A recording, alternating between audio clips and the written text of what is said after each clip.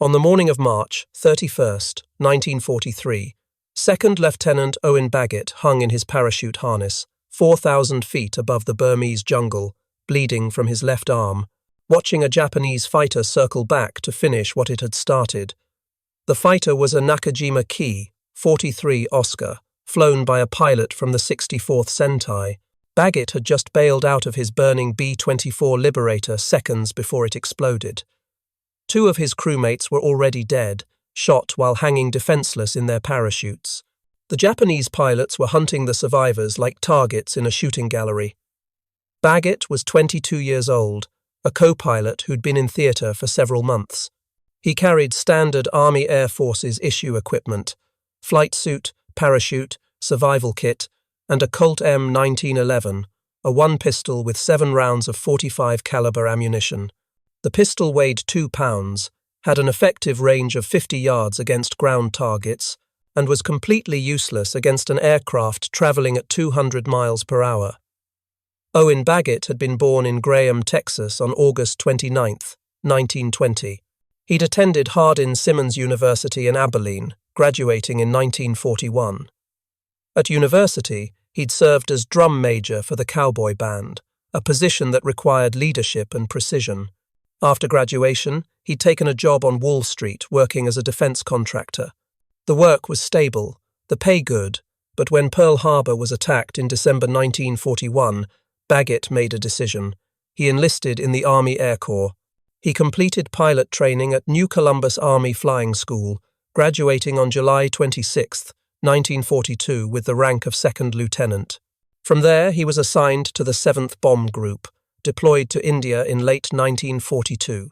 By March 1943, he'd accumulated enough missions to understand the reality of the air war over Burma.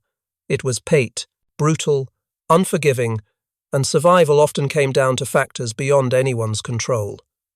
That morning, nobody believed a pistol could bring down a fighter plane. The manual said pistols were for self-defense on the ground, for shooting at enemy soldiers, not aircraft. Common sense said firing a handgun at a fighter was suicide. It would only make the pilot angry. But Baggett was about to do something that would become legend in the Army Air Forces, something so improbable that even he wouldn't believe it when it was over. He was going to shoot down a Japanese fighter with his sidearm while hanging from a parachute, and he was going to do it because he had absolutely nothing left to lose. The mission had started wrong from the beginning. The 7th Bomb Group's 9th Bomb Squadron was ordered to destroy a railroad bridge at Pyinmana, Burma. The bridge sat halfway between Rangoon and Mandalay, a critical supply line for Japanese forces pushing north. It was defended by anti-aircraft, guns and 2 fighter bases. 12 B-24s would make the run, flying from Pandavswar airfield in India, a round trip of over 1,000 miles across enemy territory. The bridge at Pyinmana was a strategic target. Japanese supply trains used it to move troops, ammunition, and equipment north from Rangoon. Destroying it would disrupt enemy logistics, slow their operations, buy time for Allied forces. But strategic value meant heavy defenses. The Japanese knew the Americans would come for that bridge eventually. They'd positioned fighters at nearby bases specifically to protect infrastructure like this. The bombers would be on their own. No fighter escort, no backup. The P-40 Warhawks based in India didn't have the range to accompany the B-24s all the way to Pyinmana and back. The bombers would rely on their own defensive guns, their formation, integrity, and luck. Mostly luck.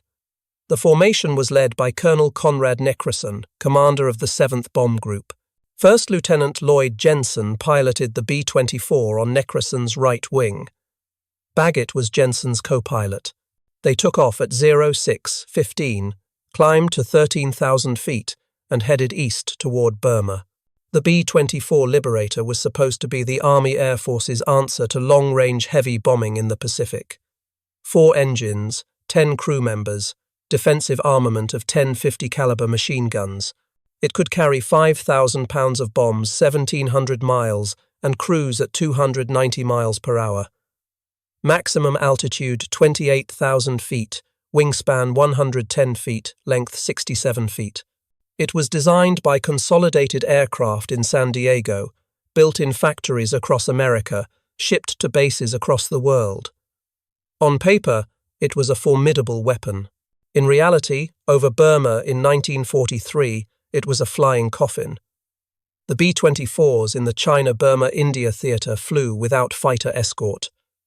The distances were too great, the terrain too hostile, the fighter groups spread too thin. Bombers went in alone and hoped they could fight their way out. Most times, they couldn't. The China Burma India theatre was the forgotten war. While the public focused on Europe and the Pacific Island campaigns, a small number of American units fought a brutal air war over some of the most hostile terrain on Earth. Mountains, jungles, monsoons, diseases. Supply lines stretched thousands of miles from India over the Himalayas into China.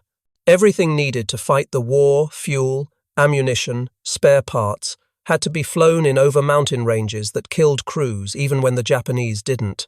The 10th Air Force, responsible for operations in Burma, was the smallest of the Army Air Force's combat commands. At its peak strength in 1943, it fielded fewer than 300 aircraft. Compare that to the 8th Air Force in Europe, which had over 2,000 bombers by mid-1943.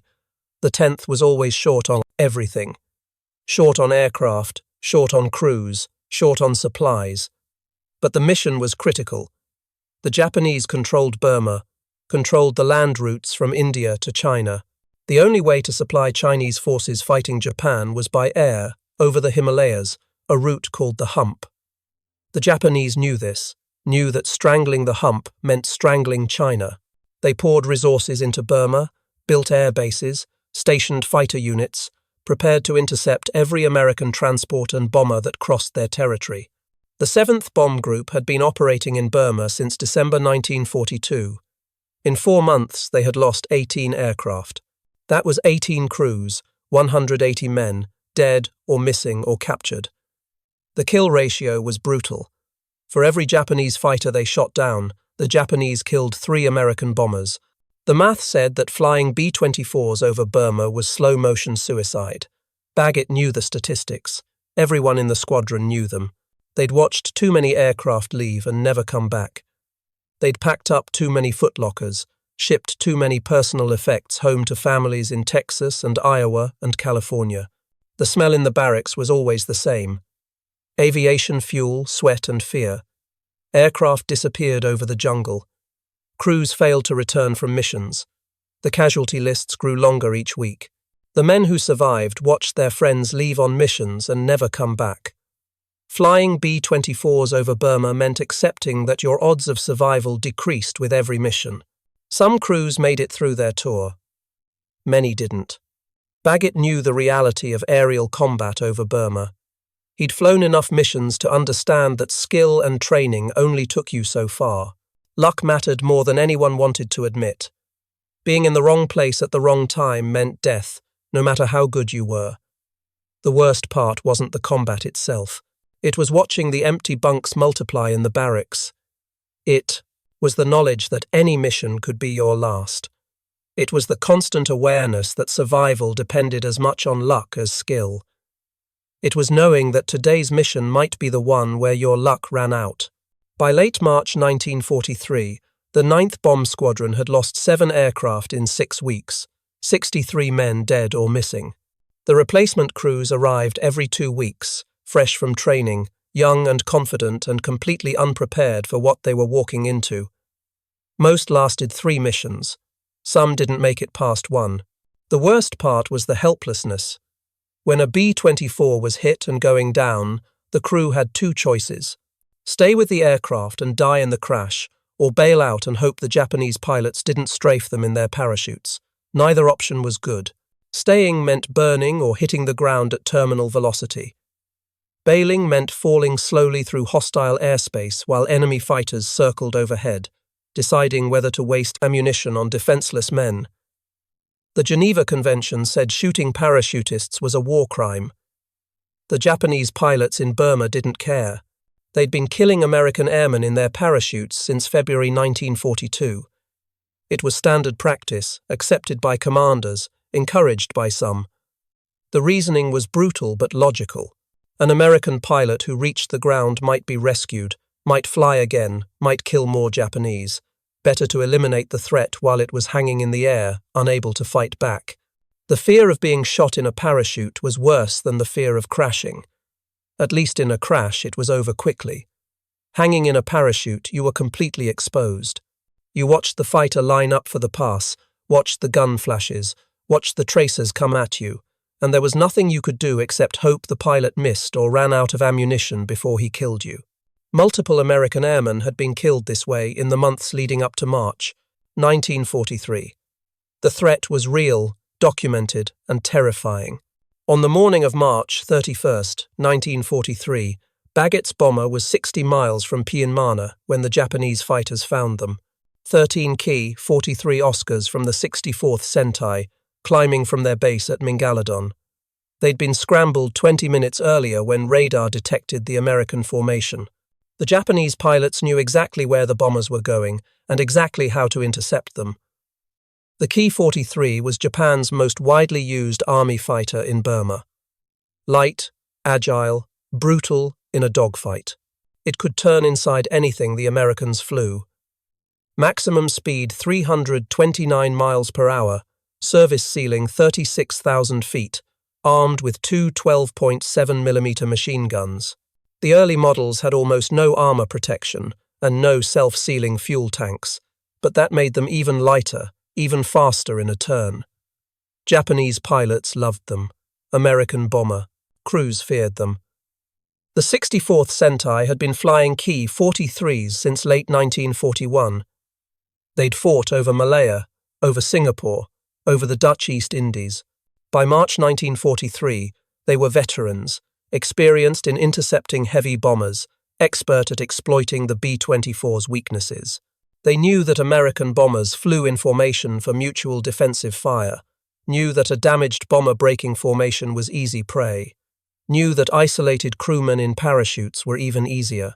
The Japanese pilots who flew from Mingaladon Air Base near Rangoon were not the inexperienced replacements who'd started appearing in the Pacific by mid-1943. These were frontline pilots with months or years of combat experience. They'd learned their tactics in real combat, refined their skills against British Hurricanes and American P-40 Warhawks. They respected American firepower, but didn't fear it. They'd shot down enough Allied aircraft to know that aggression and coordination beat defensive gunfire. Their tactics for attacking bomber formations were sophisticated. They didn't just dive in randomly. They coordinated. One group would attack from one angle to draw defensive fire, then the main attack would come from a different angle, where the gunners were distracted. They knew the B-24's blind spots, knew where the defensive guns couldn't reach. They'd studied captured American aircraft, understood the armor protection, knew where to aim to do maximum damage, and they absolutely would strafe parachutes. It wasn't considered dishonorable in their doctrine, it was practical. An American airman who survived to fly another day meant more dead Japanese. Better to eliminate the threat while it was vulnerable. Some Japanese pilots found it distasteful, but most considered it a legitimate extension of combat. The enemy aircrew was an enemy combatant until proven otherwise. The attack came from above and behind, out of the Sunday, classic fighter tactics. The Ki-43s dove through the bomber formation at 400 miles per hour, guns blazing, braking hard before the defensive fire could hit them. Colonel Neckerson's aircraft took hits in the first pass.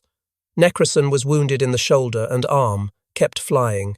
Jensen's bomber, the aircraft Baggett was riding in, took 20mm cannon rounds in the rear fuselage. The rounds punched through the thin aluminum skin and detonated inside the aircraft. One shell hit the oxygen system. The bottles exploded in a cascade of white vapor and metal fragments. The explosion started fires in 3 places simultaneously. Another round hit the No. 4 engine, blew a hole through the cowling, shredded the oil cooler. The engine began smoking, then burning. 19-year-old Sergeant Samuel Crosstick was in the top turret when the oxygen bottles exploded. The blast threw him backward out of the turret seat, burned his face and hands. He grabbed 2 fire extinguishers and climbed back to the rear of the aircraft, trying to put out the fires. The flames were spreading too fast. The extinguishers ran out. The smoke got thicker, choking, blinding. The Japanese fighters came back for a second pass. This time they concentrated on Jensen's crippled bomber. They knew it was wounded, knew it couldn't keep up with the formation. 4 key 43s attacked simultaneously from different angles. Machine gun rounds tore through the fuselage, the wings, the tail. The No. 2 engine caught fire. Fuel streamed from ruptured tanks. The intercom system shorted out, went dead. Jensen fought the controls, trying to hold the aircraft level, trying to give his crew time to get out. The smoke in the cockpit was so thick he couldn't see the instrument panel. He could feel the aircraft losing altitude, feel it starting to spiral. He knew they had maybe 30 seconds before it became uncontrollable. He reached for the intercom to order the crew to bail out. Dead. No power. He looked back over his shoulder at Baggett and yelled, "Get them out! Tell them to jump!" Baggett unstrapped, stumbled back through the smoke-filled fuselage. The fire was everywhere now, crawling along the walls, consuming everything. He found Crosstick near the bomb bay, found 2 gunners trying to get the escape hatch open. He gestured wildly, pointing at the hatch, making jumping motions. The roar of the wind and engines drowned out any attempt at verbal communication. The crew understood. They grabbed their parachute packs, clipped them on, moved toward the hatches. Baggett counted heads. Multiple men moving through the smoke-filled fuselage toward escape hatches. He looked forward, saw Jensen still in the pilot seat, wrestling with the controls to keep the aircraft stable enough for the crew to bail out. Jensen waved him away, signaled for him to jump.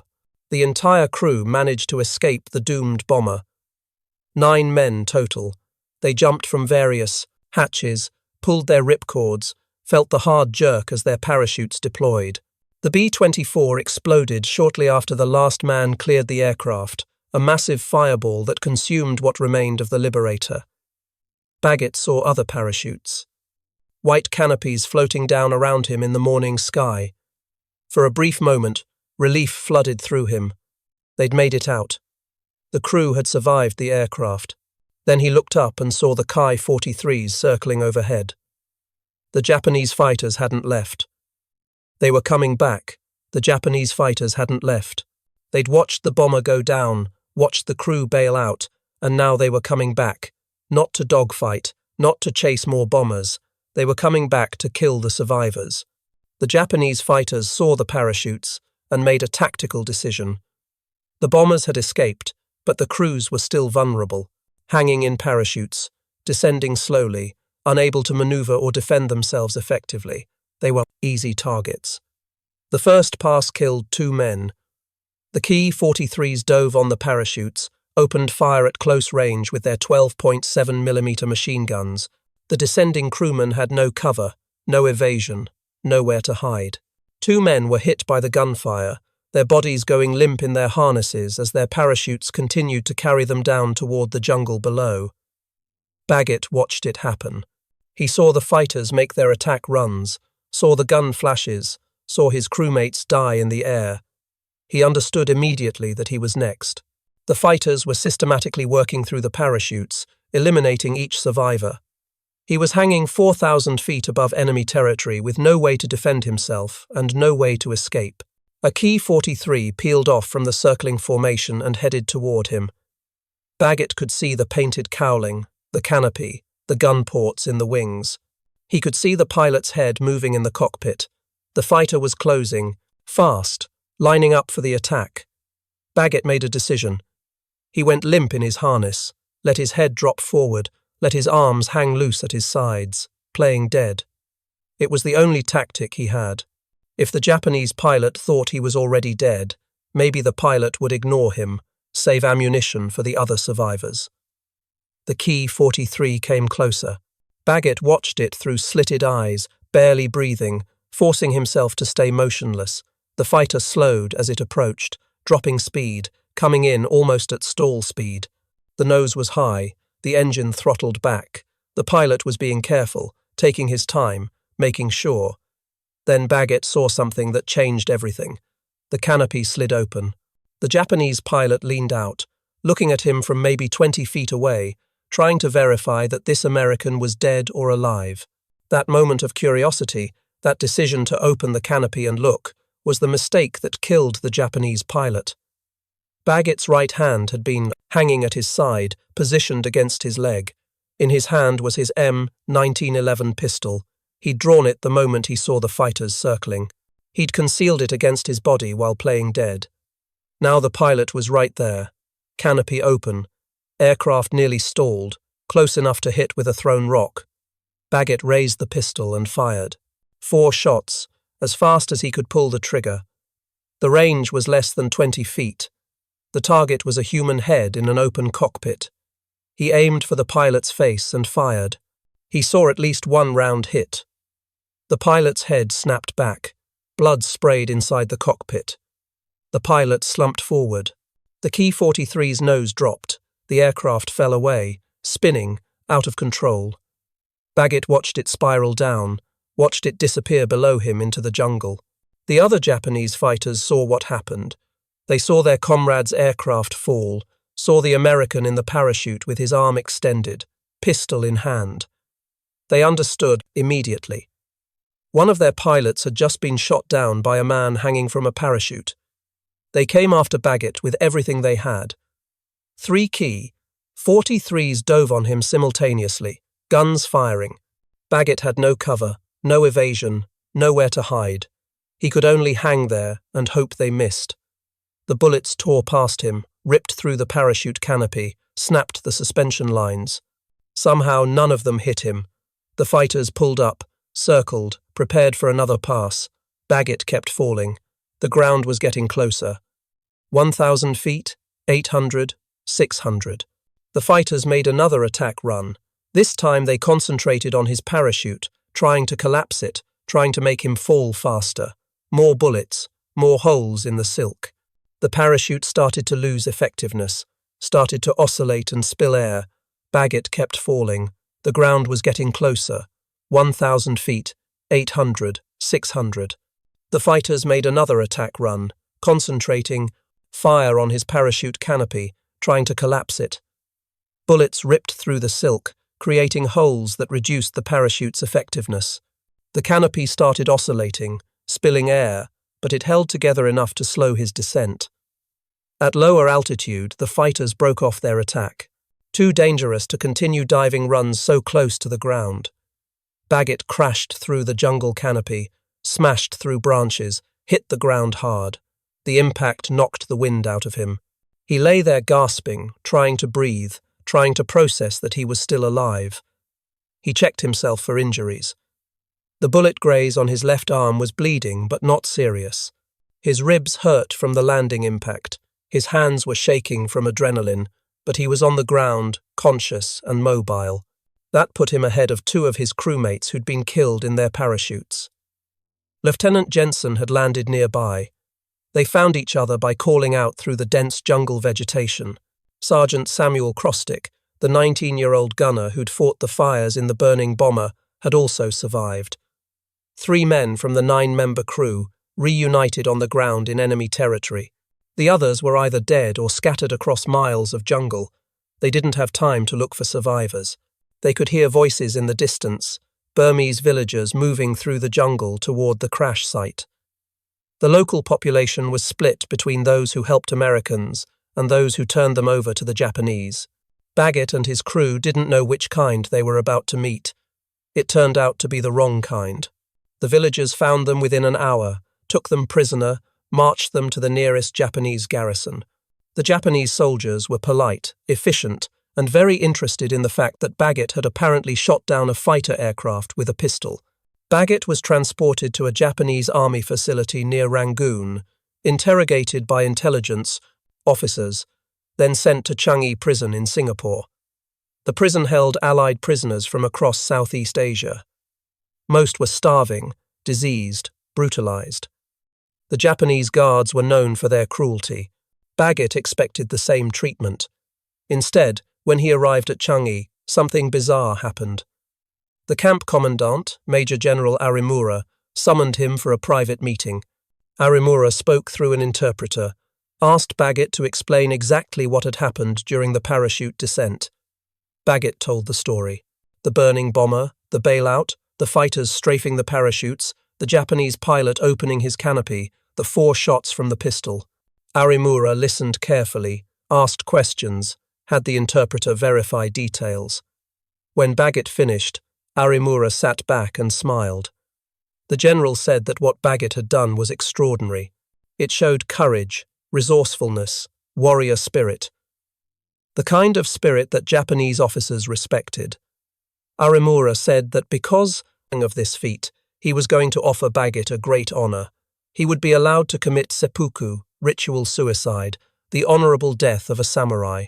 Arimura had an officer demonstrate the proper technique, the short blade, the abdominal cut, the second person to behead you and end the suffering. Arimura explained that this was far better than dying slowly in a prison camp from disease or starvation. This was a warrior's death, dignified, respected. Baggett declined. Politely, but firmly. He said that in American culture, suicide was not considered honorable. He would take his chances in the prison camp. Arimura seemed disappointed, but accepted the decision. Baggett was sent to the main prison population with the other Allied captives. Life in Changi Prison was exactly as brutal as he'd expected. Starvation rations, disease, forced labor, beatings from guards who used prisoners for entertainment. Baggett's weight dropped from 180 pounds to 90 pounds over the next 2 years. He survived dysentery, malaria, beriberi, and multiple infections from untreated wounds. Many prisoners didn't survive. The death rate in Changi was 40%. Changi held over 50,000 Allied prisoners at various points during the war: British, Australian, Dutch, American. Officers and enlisted men mixed together in overcrowded barracks that had been built to hold a fraction of that number. Sanitation was primitive. Medical care was almost non-existent. The Japanese provided minimal food, forcing prisoners to supplement their rations by growing vegetables in small plots, trading with guards, stealing when possible. The daily routine was grinding. Morning roll call at dawn, work details throughout the day, building projects for the Japanese military, loading ships at the docks, maintaining roads. The work was hard, the conditions brutal. Men collapsed from heat exhaustion, from disease, from malnutrition. The guards beat anyone who couldn't keep up. If you couldn't work, you didn't eat. If you didn't eat, you got weaker. If you got weaker, you couldn't work. It was a death spiral that killed thousands. But prisoners adapted. They organized, established command structures, maintained discipline despite the conditions. Senior officers ensured that younger enlisted men got slightly larger rations when possible. Doctors and medics worked miracles with almost no supplies, treating infections with homemade remedies, performing surgery with improvised instruments. The prisoners built a secret radio from scavenged parts, listened to Allied broadcasts, passed information through the camp in whispers. The psychological toll was worse than the physical. Not knowing if you'd survive. Not knowing if your family knew you were alive. Not knowing when or if the war would end. Some men gave up, stopped eating, stopped fighting. They'd sit in the barracks staring at nothing, and within days they'd be dead. Others clung to hope, to anger, to the determination to survive just to spite their captors. But something strange happened during Baggett's imprisonment. He was treated differently than the other prisoners. Not well, but differently. Guards who beat other prisoners left him alone. Japanese officers who visited the camp asked to meet him, asked him to tell the story of shooting down the fighter.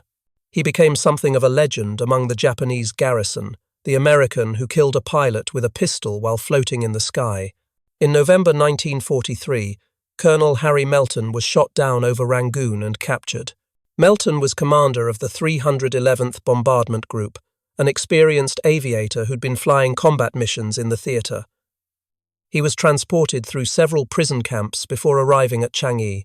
During his transport, Melton's Japanese guards told him a story.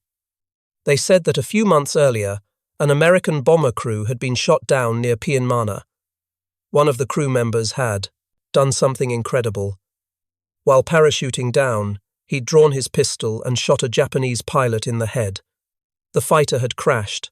The pilot had been thrown from the wreckage. When they found the body, there was a single bullet wound through the skull. When Melton arrived at Changi, he asked around about Americans from the 7th Bomb Group. He found Baggett, heard the whole story directly from him. Melton said he would file an official report when he got back to Allied lines, document what Baggett had done, make sure he received proper recognition. Melton never got the chance. In July 1944, he was transferred to a different camp, loaded on a transport ship bound for Japan. The ship was torpedoed by an American submarine. Melton and 300 other prisoners went down with it. His testimony about Baggett's feat died with him. Baggett remained in Changi until September 7, 1945. The war ended on August 15 with Japan's surrender. 2 weeks later, 8 Office of Strategic Services agents parachuted into Singapore and liberated the prison. Baggett and 37 other prisoners were evacuated by air to Allied hospitals in India. Baggett weighed 92 pounds when he was rescued. He was so weak he couldn't walk more than 50 feet without resting. His teeth were loose from scurvy. His skin was covered in sores and scars. He looked like a skeleton wrapped in grey skin. The doctors said he would have died within 3 months if the war had continued. But he was alive, and somewhere in his mind, underneath the trauma and the starvation and the disease, he carried the memory of 4 pistol shots fired at a Japanese pilot 20 feet away. He wasn't sure if he'd actually hit the pilot. He wasn't sure if the fighter had crashed because of his shots or for some other reason. He had no proof, no witnesses still alive, no official confirmation. The Army Air Forces were skeptical too. When Baggett was debriefed, after his rescue, intelligence officers listened to his story and wrote it down, but they didn't confirm it. They didn't award him a medal or a citation. The official report listed Baggett as a prisoner of war who had been liberated from Changi Prison. Nothing about shooting down an aircraft with a pistol. For years, the story existed in a strange limbo. Some pilots believed it, some didn't. Some thought Baggett was exaggerating or misremembering, or that the fighter had crashed for unrelated reasons. Without witnesses or wreckage or Japanese confirmation, there was no way to prove it had happened. Then in 1946, Army Air Forces investigators reviewed records captured from Japanese military units in Burma. They were looking for information about missing American airmen, trying to match names with graves, close out casualty reports. The Japanese had been meticulous record keepers despite the chaos of war. Unit logs, loss reports, maintenance records, personnel files. Everything had been documented in careful Japanese script, filed in cabinets, stored in administrative buildings across Burma and Thailand. Allied translators worked through thousands of pages of captured documents. Most were routine, boring, administrative paperwork. But occasionally they'd find something significant. A mention of an American aircrew, a notation about a crashed bomber, a reference to prisoners taken and locations where they were sent. Every scrap of information helped families back home learn the fate of missing sons and husbands. While reviewing records from the 64th Sentai, they found something interesting. The unit had filed loss reports for March 1943. Standard practice.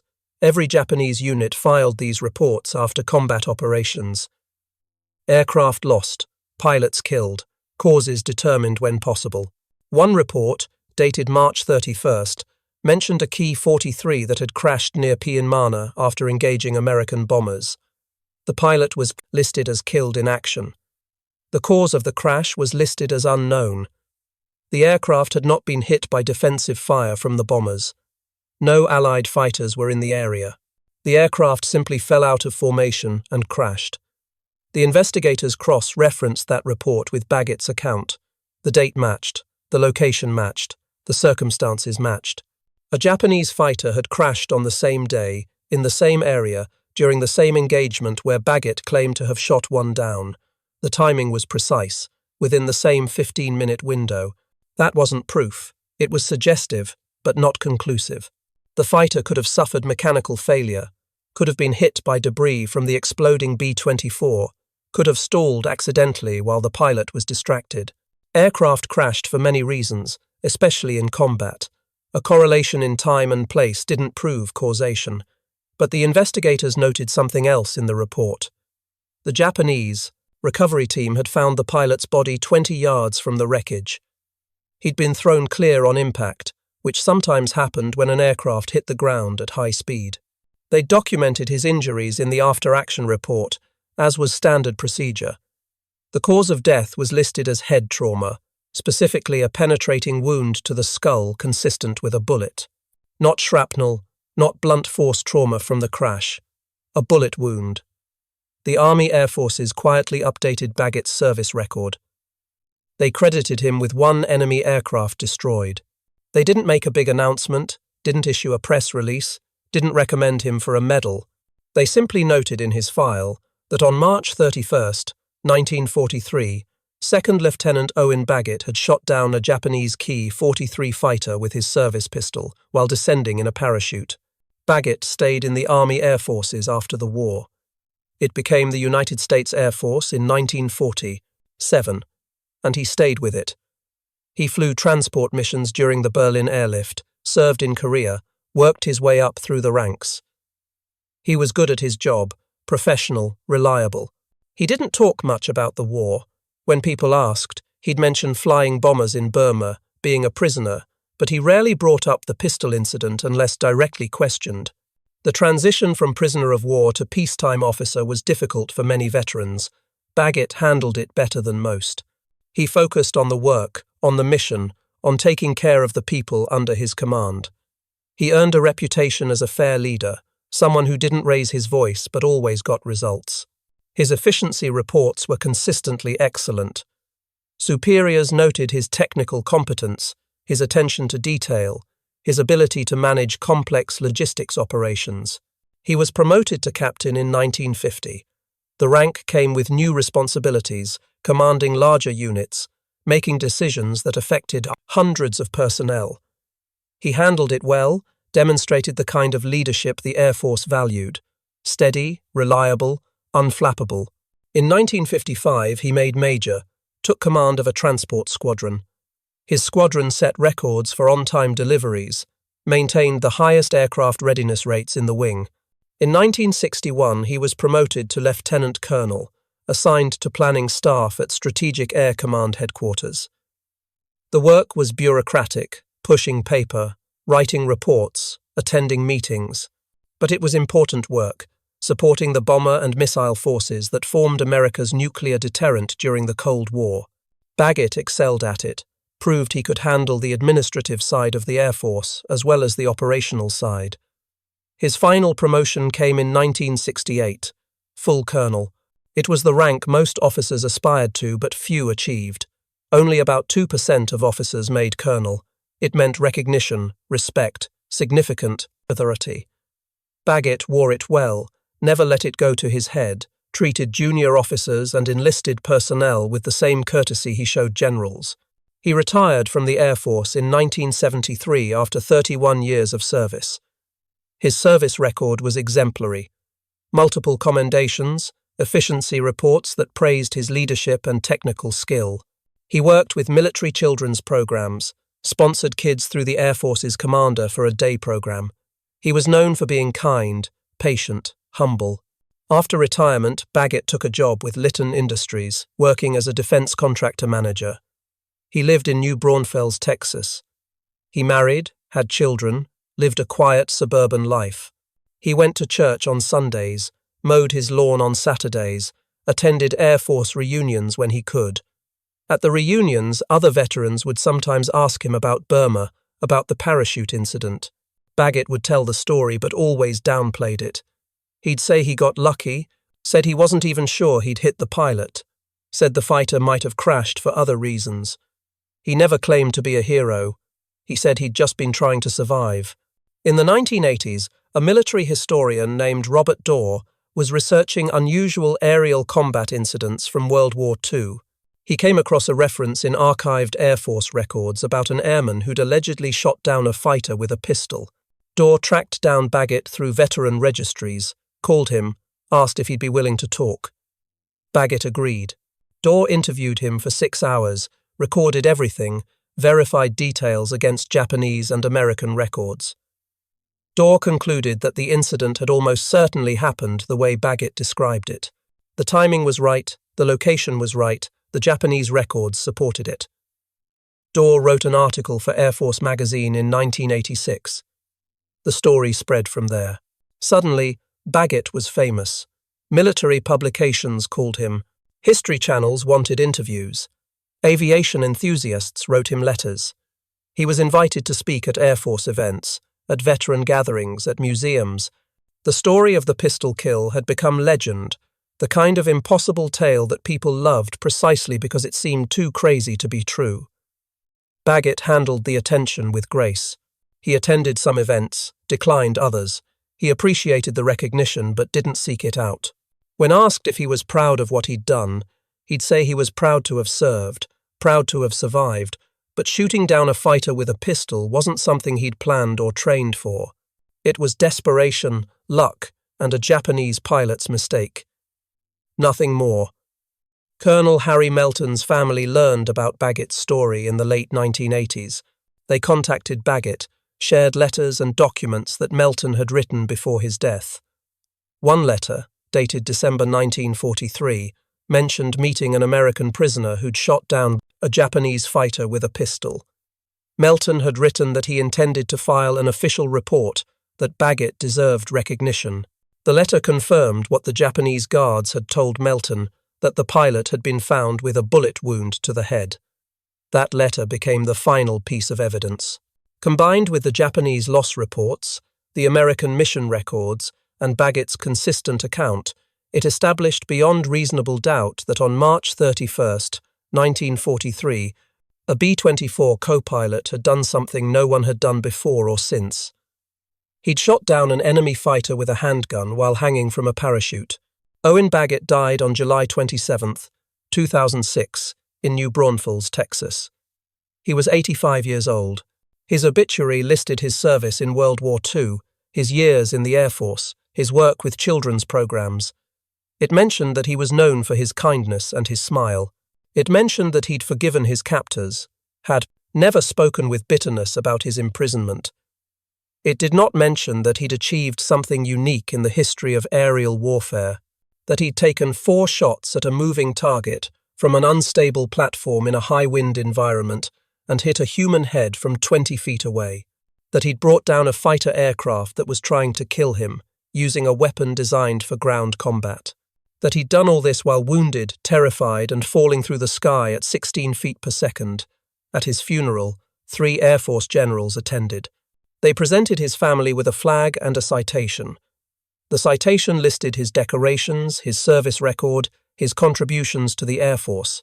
At the bottom, in small print, it noted that Colonel Baggett was credited with 1 aerial victory against enemy aircraft. No details, just that one line. His grave is at Fort Sam Houston National Cemetery in San Antonio, Texas. The headstone is simple: his name, his rank, his birth and death, and dates, and beneath that, United States Air Force. Nothing about Burma, nothing about Changi Prison, nothing about the pistol, just the basic facts of a life spent in service. But among aviators and historians, Owen Baggett's name carries weight. He studied at air combat schools, not as a tactical example, but as a reminder that in combat, the impossible can happen. That desperation breeds innovation. That sometimes the most effective weapon isn't the biggest gun or the fastest aircraft, but the willingness to try something insane when you have nothing left to lose. The Japanese pilot who died that day is unknown. No name appears in American records. Japanese records list him only as a pilot from the 64th Sentai, killed in action, March 31, 1943. His family would have received notice that he died in combat. They would not have been told that he was shot by a man hanging from a parachute. That detail was too embarrassing to include in official reports. For Japanese fighter pilots in Burma, the incident became a cautionary tale. Stories spread through the fighter groups. An American had killed one of their own with a pistol. The message was clear. Never underestimate the enemy, never assume someone is helpless, Never get so close that a desperate man with a handgun can reach you. The story's impact went beyond individual pilots. Japanese tactical doctrine in the Burma theatre quietly changed after March 1943. Pilots were instructed to strafe parachutists from longer range, to stay fast, to never approach close enough for the enemy to shoot back. The change wasn't attributed to any specific incident in official documents, but flight leaders knew. The Americans had learned that hanging in a parachute didn't mean giving up. American bomber crews learned too. Word of Baggett's feat spread through the China Burma India theatre by April 1943. Every aircrew knew the story within 2 months. Pilots and gunners started practicing pistol shooting before missions, just in case. It didn't happen again. No one else ever shot down a fighter with a pistol, but the knowledge that it was possible changed how men thought about survival. That's how real impact happens in war. Not through official channels or tactical manuals, but through stories that spread from crew to crew, from squadron to squadron. A second lieutenant does something desperate and impossible. It works. Everyone hears about it. Behavior changes. The enemy adapts. And decades later, historians piece together what happened and realize that a single moment, 4 pistol shots fired at point-blank range, changed how 2 air forces thought about aerial combat. If you found this story compelling, please take a moment to like this video. It helps us share more forgotten stories from the Second World War.